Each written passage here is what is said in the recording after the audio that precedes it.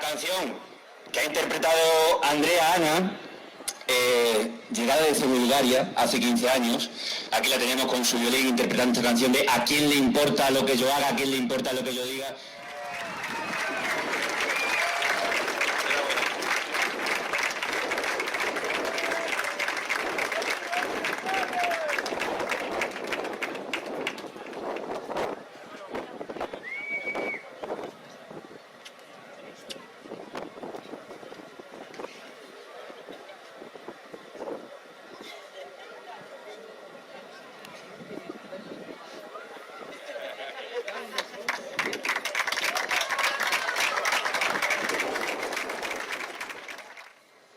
Agradecer al alcalde y corporación municipal este premio, que para mí es un orgullo, y felicitar a los premiados de hoy, Rafael Chaparro, Premio Picota 2023, y a los pregoneros de este año, el Club de Fútbol Jaraí, que tantas alegrías nos han dado la temporada pasada.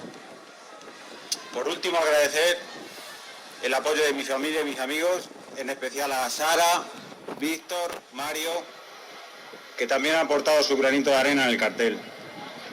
Además de mi suegro Chore, que fue el que me animó a presentarme en el dibujo. Y bueno, solo queda desearos felices fiestas del tabaco del pimiento 2023. Muchas gracias y disfrutad.